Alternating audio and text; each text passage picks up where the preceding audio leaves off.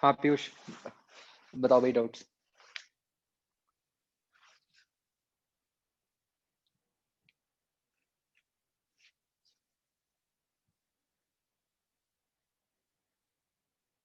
बोलो भाई। हाँ पूछो।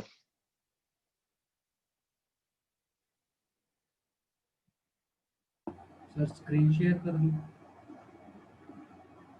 हाँ लो।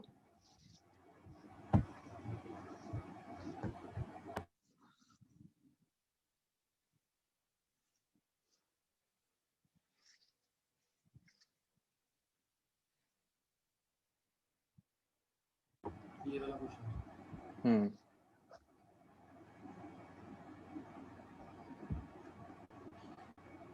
SHM हो रहा है, ठीक है। तो SHM में जो वेलोसिटी होती है वो मतलब साइन के फॉर्म में होती है ना, sign omega T cos omega T. तो यहाँ पे जो EMF होएगी, जैसे EMF VBL होती है, तो V के अंदर sign omega T cos omega T की टर्म आ जाएगी। तो करो नीचे ऑप्शंस, देखते हैं कैसी हैं। मतलब साइन कॉस की फॉर्म में आएगा, चलो वो तो सारी साइन कॉस में है। तो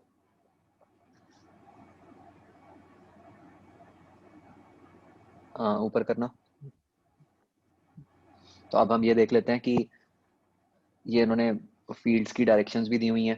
पोलैरिटी चेक कर लेते हैं कि जैसे जब मान लो वो राइट को जा रहा है, तो राइट को जाते हुए बताओ किस तरफ पॉजिटिव बनेगा। जो वेलोसिटी राइट को है, magnetic field out of plane है, तो V क्रॉस B डाउनवर्ड्स आ रहा है ना। और जब वो लेफ्ट को जा रहा होगा, मतलब एक्सट्रीम पोजीशन से लेफ्ट की तरफ जा रहा होगा, तो वेलोसिटी लेफ्ट को आ गई। और जो magnetic field out of plane है, तो पोलैरिटी ऊपर को हो गई, राइट। हो रहा सर है, क्लियर नीचे है? कोई हुई नहीं, V लेफ्ट को, B आउट ऑफ प्लेन। जा रहा है इधर तो सर इनवर्स है ना। अच्छा इधर नहीं से नहीं नहीं, जा रहा है जब प्लस हाँ डी से जा रहा है। प्लस D से वापस आ रहा है।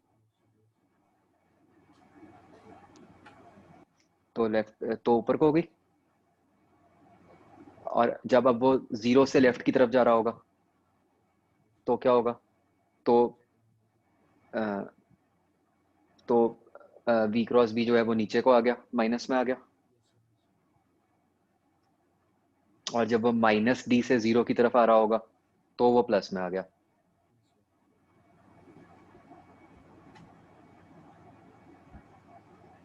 राइट। तो आप देखो कि सबसे पहले किधर था, डाउन था। जब वो राइट की तरफ जा रहा था, जीरो से D जा रहा था, तो डाउन का तो डाउन था। D से वापस आ रहा था, तो अप था। जब लेफ्ट को गया, ओरिजिन से लेफ्ट को गया, तो फिर चेंज हो गया साइन। और जब वापस आया तो फिर से चेंज हो गया। मतलब 4 बार चेंज हो रहा है sine, plus minus plus minus.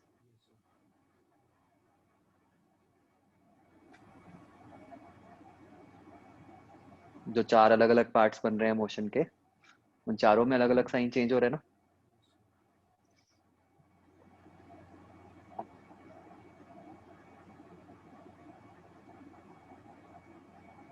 ठीक है सर। तो कौन सा आएगा बताओ।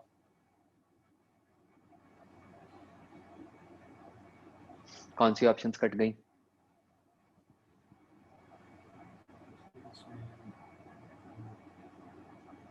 बी कट जाएगी। A और C कट गई, देखो सीधी। A और C तो इसलिए कट गई ना, क्योंकि A और C में तो हाफ साइकिल में एक साइन है और रिमेनिंग हाफ साइकिल में दूसरा साइन है। Yes sir. है ना। D में भी यही है कि पूरे पॉजिटिव साइकिल में एक साइन है और नेगेटिव साइकिल में एक साइन है। तो A और D तो हो ही नहीं सकते। अब बताओ B और C में से कैसे बताओगे? सर एक बार सी का बताना, सी में कैसे करेंगे? सी तो अभी हम कर रहे हैं डिस्कस कि बताओ बी और सी में से कैसे देखोगे। सर जैसे पहले पॉजिटिव था, हम्म। जैसे पॉजिटिव था ना पहले। नहीं और कुछ है ग्राफ में, देखो और कोई चीज है जिसके बेसिस पे देख सकते हैं। सर जैसे वो 0 से स्टार्ट हो रहा है। हाँ तो एक ऑप्शन कह रही है कि टी इक्वल टू जीरो पे जीरो है, एक ऑप्शन कह रही है कि कुछ नॉन जीरो है। अब देखो क्वेश्चन में क्या लिखा है कि टी इक्वल टू जीरो पे क्या है, उसकी वेलोसिटी जीरो है या नॉन जीरो है।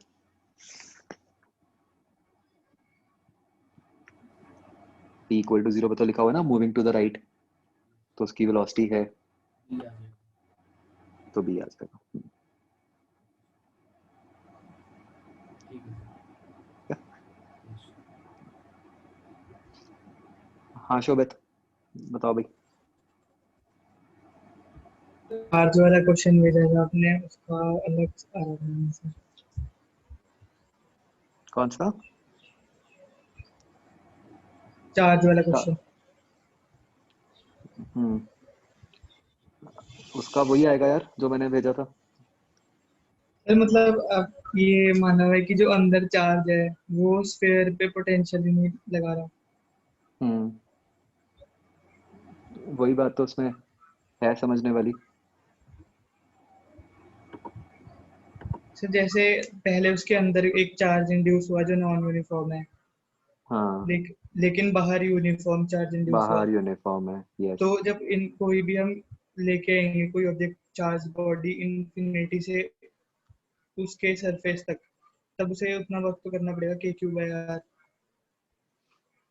देखो ऐसे था ना उसमें कि हम्म एक चार्ज यहाँ रखा हुआ है, इसके कारण हमने कहा यहाँ पे नॉन यूनिफॉर्म इंड्यूस हो गया, हम्म और बाहर यूनिफॉर्म इंड्यूस हो गया। हम्म तो what we need to understand is कि जो हमने कंसेप्ट पहले भी पढ़ा हुआ है कि जो अंदर वाला चार्ज Q है हम्म एंड ये जो Q का इंड्यूस्ड वाला चार्ज है, हमें कंडक्टर के ऊपर निकालना है पोटेंशियल, है ना, किसी हम्म पॉइंट पे। हम्म हम्म तो मान लो मैंने पॉइंट ए लिया, तो मैं पोटेंशियल एट पॉइंट ए को ब्रेक कर देता हूँ कि एक तो मैं निकालता हूँ ए पे ड्यू टू ये चार्ज Q और ये इंड्यूस चार्जेस, प्लस ए पे ड्यू टू यूनिफॉर्म चार्ज। जैसे ही बनेगा ना। Yes sir. तो अब लेफ्ट वाले केस में ये जो Q है और जो इंड्यूस चार्ज है उसके कारण क्या पोटेंशियल आएगा पॉइंट पे। हमने पढ़ा था ना कि जो चार्ज होता है और उसका जो इंड्यूस चार्ज होता जीरो। है उसका उसका तो हर जगह बिहेवियर जीरो ही हो जाता है बाहर, हाँ जी। तो इसके कारण तो जीरो ही बन गया। Yes sir. और जो राइट साइड है अब तो यूनिफॉर्म ही है, यूनिफॉर्म चार्ज के कारण उसकी सरफेस पे पोटेंशियल वो वही होगा जो सेंटर पे होगा।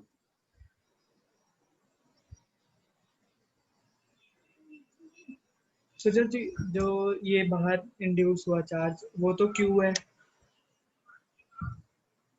हम्म। तो अब उसके सेंटर पे तो के क्यू बाय आर होगा पोटेंशियल। हम्म। तो फिर तो आएगा उसका टर्म, मतलब इसका वी ए तो जीरो नहीं होगा। नहीं बी ए जीरो नहीं हुआ। हम्म क्या कह रहे हो, मैंने कुछ गलत कर दिया था क्या उस क्वेश्चन में?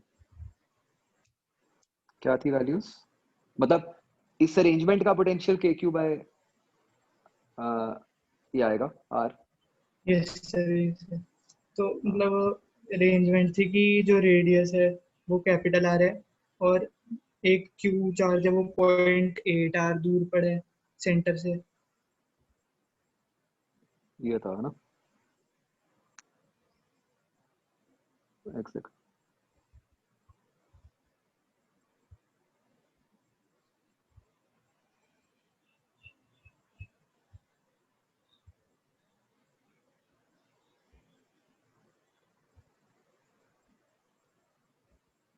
हम्म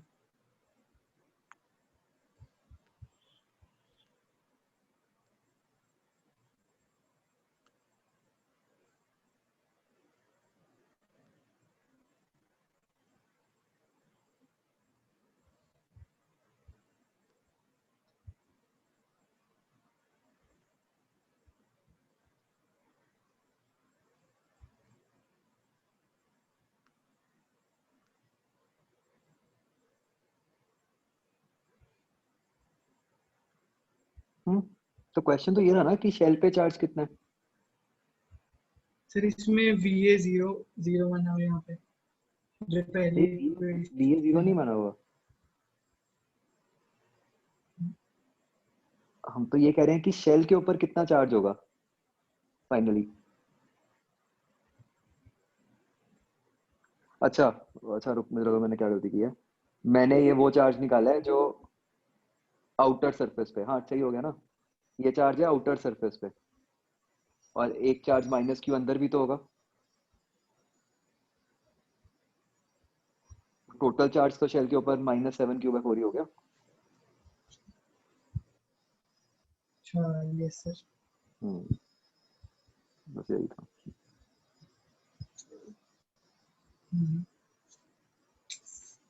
और बताओ। और सर EMI की थ्री के पूछो मैं डाल। हाँ हाँ, पूछो जो पूछो।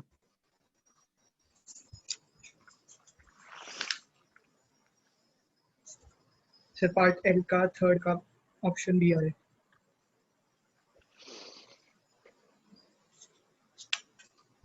एक सेकंड।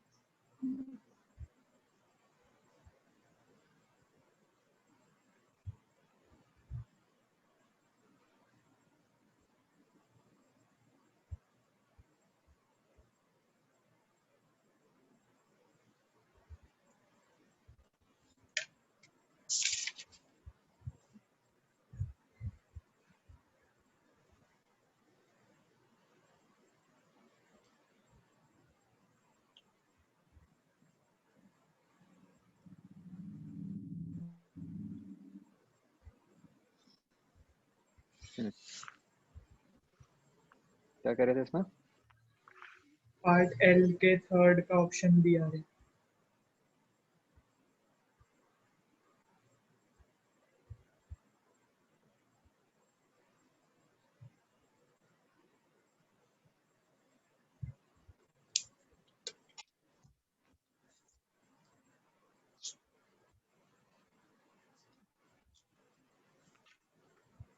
एल का थर्ड।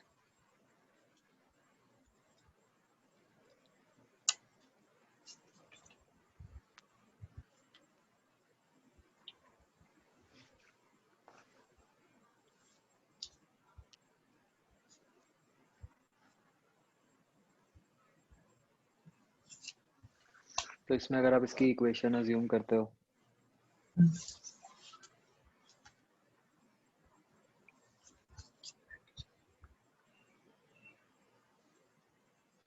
मतलब ऐसे मान लो Q is equal to Q0 sine omega T plus I. तो एक तो आ गया sine phi is equal to 4, और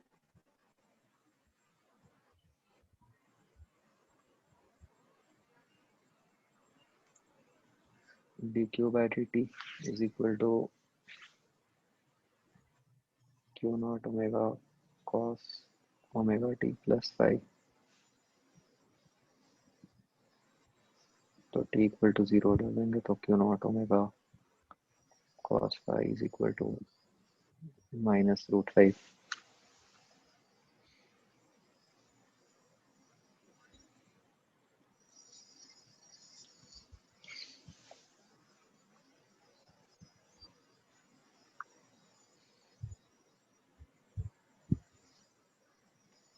ठीक है जी। और ओमेगा की वैल्यू तो है ही हमारे पास, तो यहाँ से कॉस फाई निकल आएगा।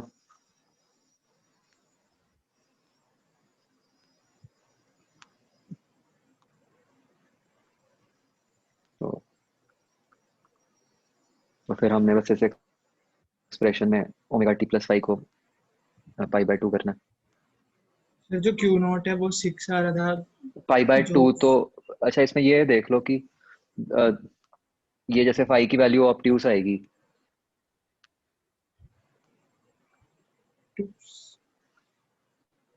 कॉस फाई नेगेटिव आ रहा है ना,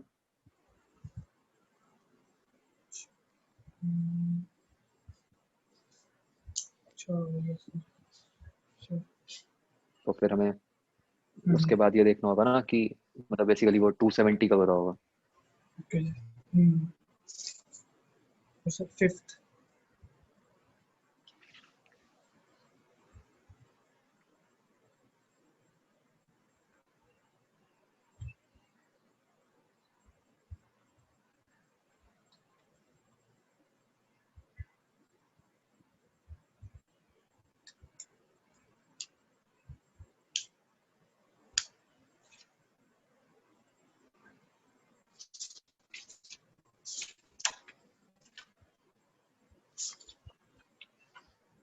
तो पहले वाले कैपेसिटर पे 4 टाइम्स चार्ज है ना, 8 टाइम्स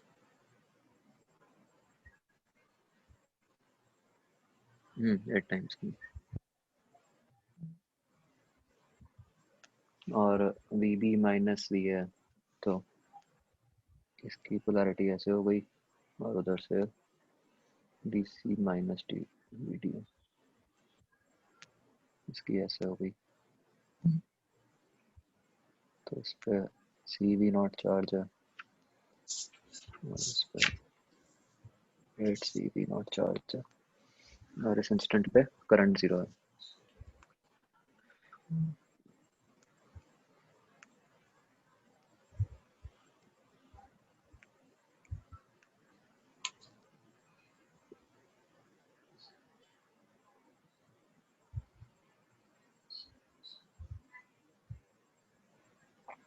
तो इस पे आप किसी भी एक, जैसे इन क्वेश्चंस में हम क्या करते हैं, कोई भी एक चार्ज क्यू फ्लो करा दो, yes, है ना, किसी भी एक डायरेक्शन में, तो तो तो इसके लिए प्लस क्यू हो जाएगा, इसके लिए माइनस क्यू हो जाएगा, और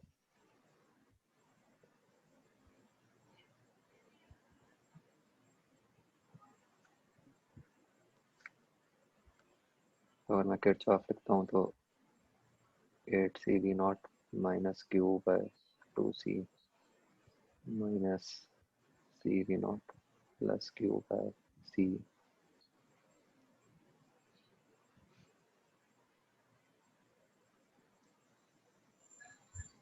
minus L D I by D T equal to 0। Current maximum है तो D I by D T की टर्म 0 हो गई।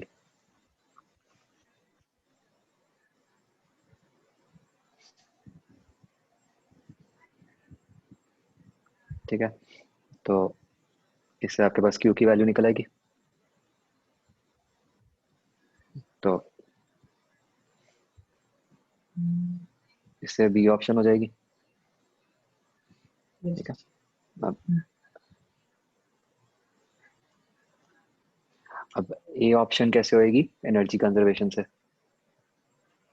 कि है तो ये ऑसिलेशन वाला ही केस,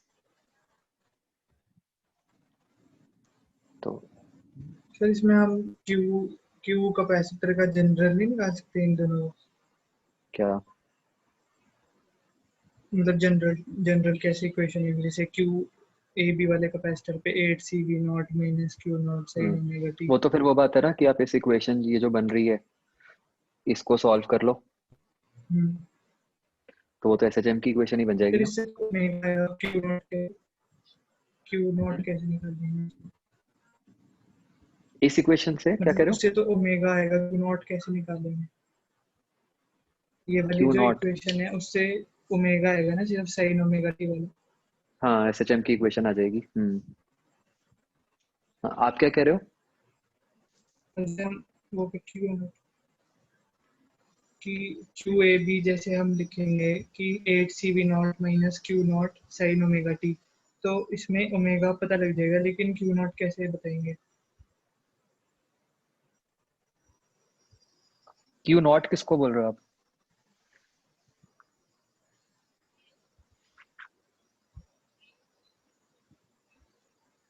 मतलब जो एम्पलीट्यूड है चार्ज का। ये चार्ज का एम्पलीट्यूड तो यही हो गया 8c, जो पहले, इससे ज्यादा चार्ज तो कभी हो ही नहीं सकता।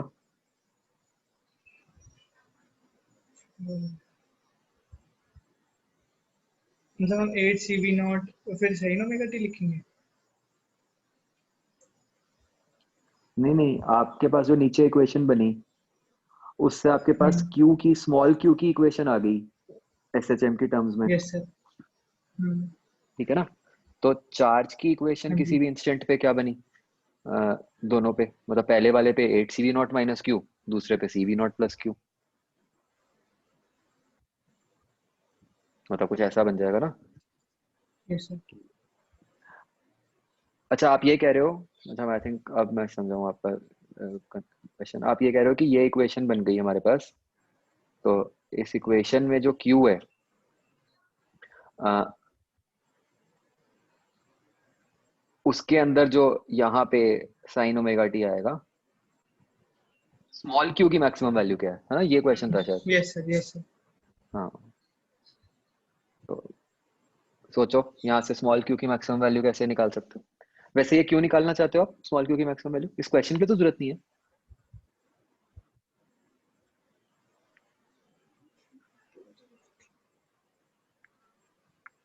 या सी पार्ट की जरूरत पड़ रही है कि क्यू निकाल के फिर उसका D Q by D T कर दिया? मतलब सर ए भी नहीं हुए थे पर वो पता नहीं चला क्या हुआ।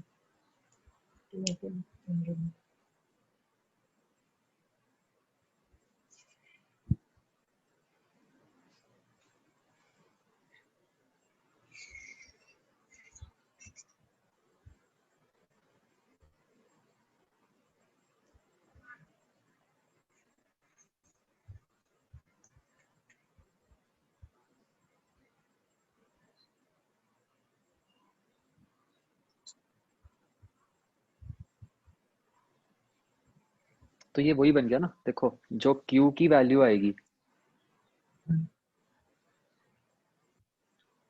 आ, हम चाह रहे हैं, हम पूछ रहे हैं कि क्यू मैक्सिमम कब होगा, राइट?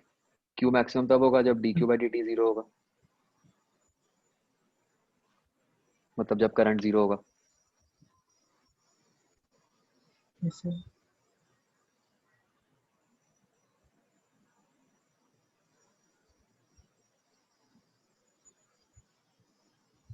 करंट जीरो कब हो जाएगा?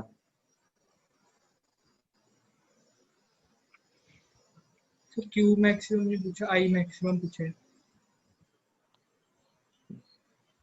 नहीं, आई मैक्सिमम तो मैंने आपको बता ही दिया, वो तो आप सीधा एनर्जी से निकाल ही लोगे। हाँ जी हाँ जी। हम्म, तो चलो क्वेश्चन के हिसाब से चलते हैं ना। आई मैक्सिमम तो एनर्जी से निकला है हाँ। कि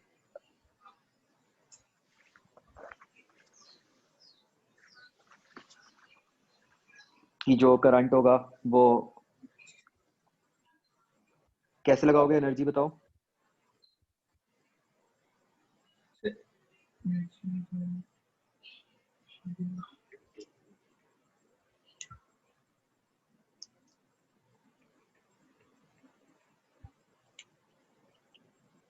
चार्ज तो हमारे पास आ जाएगा उस टाइम पे तो फिर उससे आ जाएगा। उस टाइम पे चार्ज आ गया था हमारे पास, है ना? तो उस चार्ज के डीआई/dt जीरो। करस्पॉन्डिंग आप एनर्जी कंजर्वेशन जब लगाओगे, तो आपके पास उस इंस्टेंट पे करंट आ गया, यस। राइट? तो ए पार्ट हो गया। बी पार्ट तो हो ही गया अगर चार्ज आ गया तो, ठीक है? अब बचा सी पार्ट।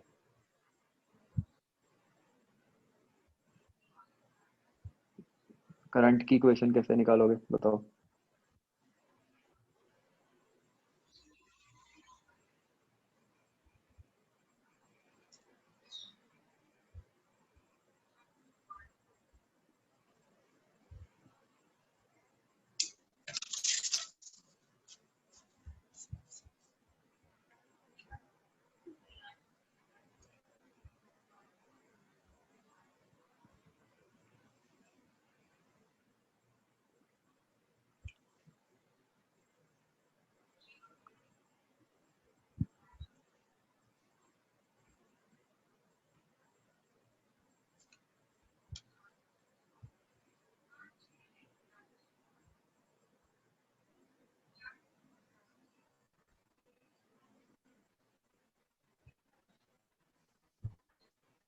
सीधा आप सोचो ना, देखो क्या तरीका होता है। कभी भी आप मान लो करंट जो है it is I not sine omega T plus five. SHM तो कर ही रहा है, ये तो बताइए, यस सर। राइट। तो ओमेगा हमें मतलब पता हम है। इसकी एनर्जी एनर्जी वाला लिख के फिर उसे डिफरेंशिएट कर देंगे, फिर आई कट कर देंगे। उतना जरूरत ही नहीं है करने की।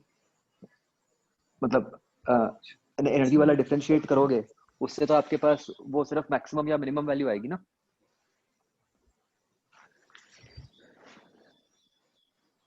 मतलब एनर्जी वाले से करंट की इक्वेशन तो नहीं आएगी आपके पास टाइम के रिस्पेक्ट में।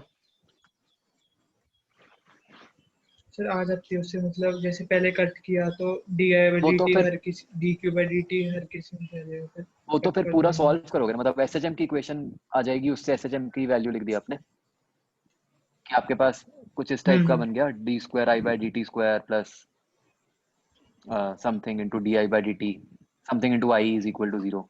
ये कह रहे हो ना आप तो।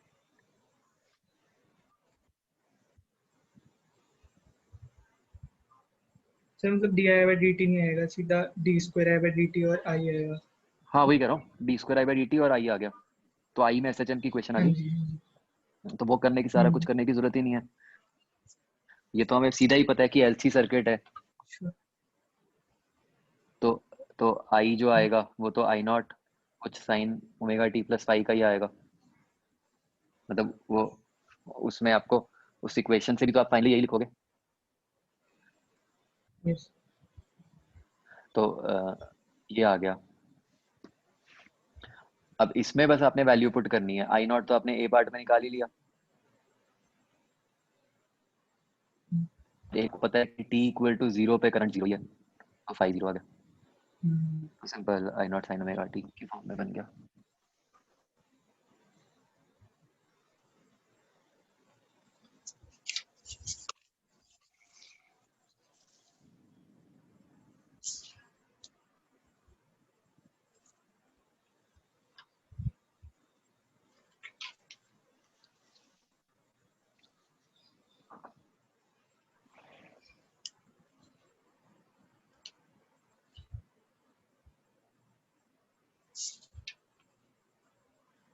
आगे 3B के जो फोर्थ है उसका बी और डी आ रहे हैं। उन्होंने बी सी डी दिया है, मतलब सी और डी तो इकट्ठे हो नहीं सकते फोर्थ का।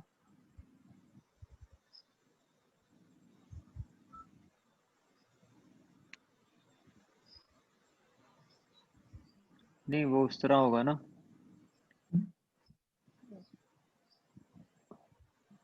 बेसिकली हम तो सिर्फ ये कमेंट कर पा रहे हैं ना कि एक केस में मतलब सी का जो टाइम कांस्टेंट है वो ज्यादा है बी के कंपैरिजन में। Yes sir. तो आपके पास तो सिर्फ इतना आया कि L2 by R2 is greater than L1 by R1। तो मतलब आप ये मत सोचो कि दोनों इकट्ठे हैं, आप ये सोचो हम पॉसिबिलिटीज मार्क कर रहे हैं।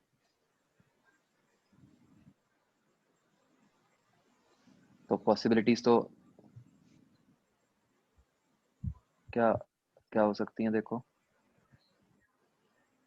R1 और R2 तो बराबर हो जाएंगे ना, क्योंकि जो EMF वाला सोर्स है वो भी सेम है और इन्फिनिटी पे करंट भी सेम है। हाँ तो वो सेम दे दिया तो उससे R1 R2। L1 हाँ और L2 तो के बीच फिर में तो एक ही डायरेक्ट कैसा इक्वल। आएगा। हाँ हाँ हाँ ठीक है।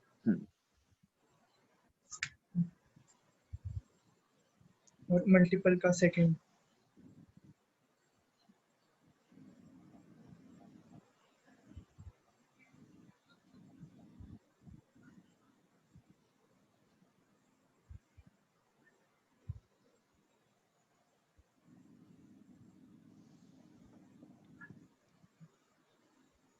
तो होल्ड करने में तो कोई इफेक्ट नहीं लगेगा हमारा, मतलब कोई फोर्स नहीं लगेगी चाहे कैसा भी मटेरियल हो। फिर इसका मतलब इसका वो नहीं है, पिछले चैप्टर का जो कट वाला पोर्शन है उससे कोई वो नहीं है रिलेशन। किससे? जो पिछले चैप्टर में हमने बोला कि आउट ऑफ सिलेबस है, उससे वो कुछ नहीं है इसका। नो मतलब हमें तो यहाँ सिर्फ ये लिखा है मैग्नेटिज्म, मैग्नेटिक नॉन मैग्नेटिक, मतलब जो है भी वो लिखा ही हुआ है क्वेश्चन में कि उसको तो निगलेक्ट ही करना है। तो और सिंपली आपको तो बस यही देखना है कि मैग्नेटिक है या नहीं है बस। चलो,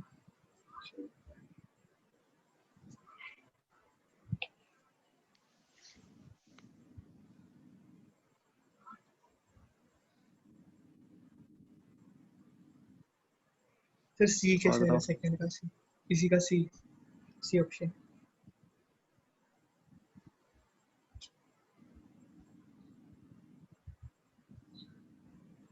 ठीक है, अगर मैग्नेटिक है तो फिर उसमें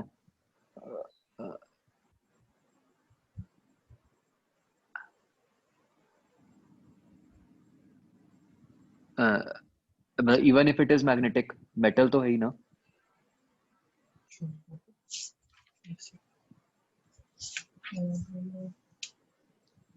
मैच द कॉलम के सेकंड का सी, इम्पीडेंस ऑफ अ कॉइल। वो जो अभी हमने पढ़ा resistance.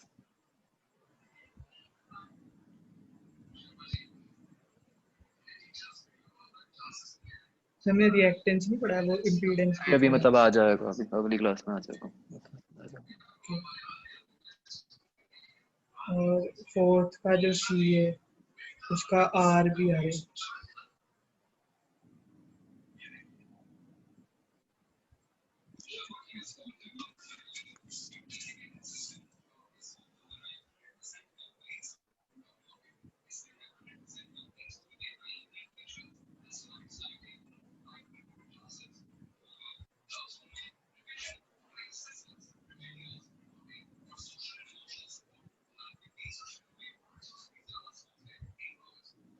Wire is placed in constant electric field that has direction along the length of wire.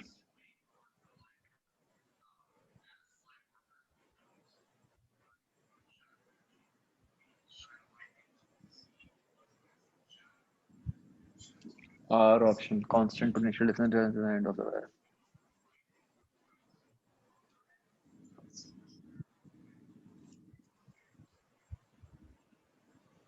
R तो गलत है ना, कैसे सर? कंडक्टर है, कंडक्टर तो इक्विपोटेंशियल ही होगा।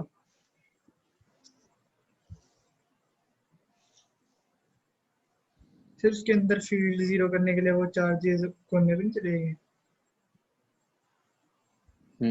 वो करेंगे तो फील्ड जीरो हो गई तो इसका मतलब पोटेंशियल कांस्टेंट हो गया ना हर जगह, फिर पोटेंशियल डिफरेंस कहाँ से आ गया।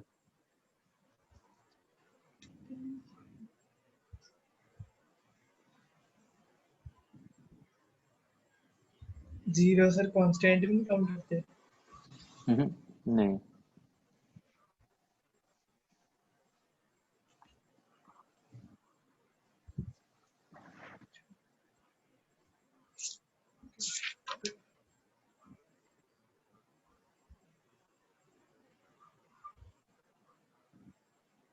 पर इंटीजर का फर्स्ट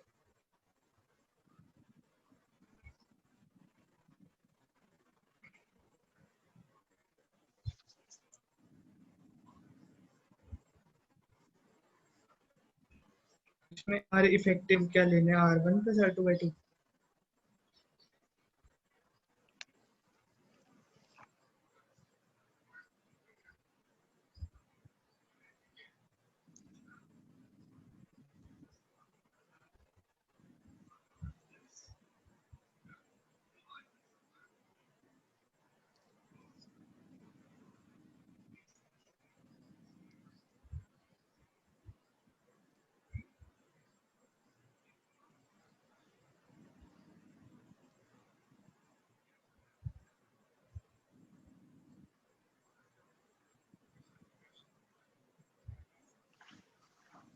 आर इफेक्टिव अगर R1 प्लस R2/2 लेंगे फिर तो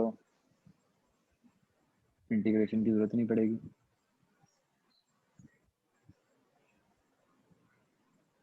जो एलन दिया हुआ है वो इंटीग्रेशन नहीं होती होगी, उसी लिए दिया होगा।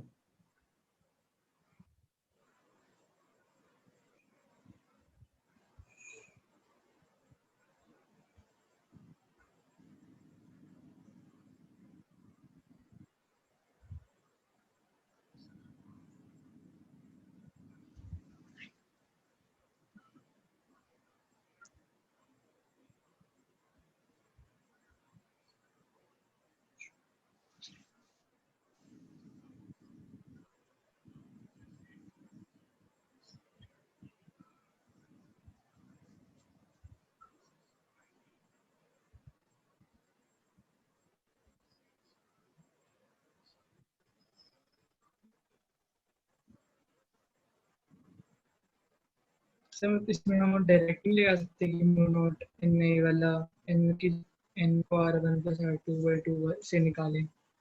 ना, मैंने तो 10 के लिए किया था ना।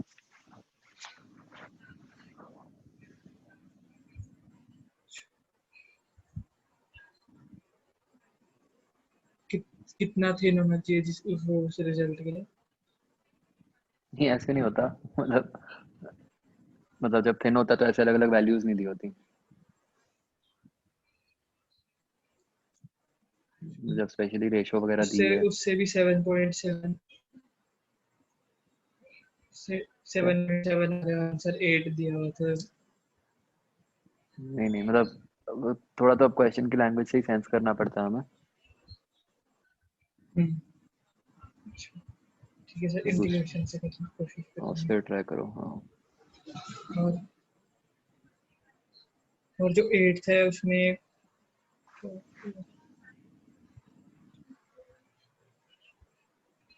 जो लास्ट लाइन है उससे पहले उसके बीच में कुछ मिसिंग नहीं है?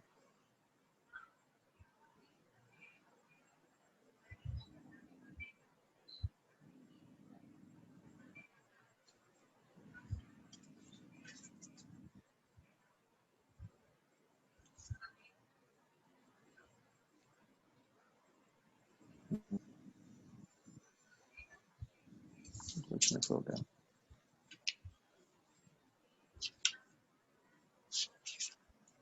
तो मैं देख के करा दूंगा करेक्शन।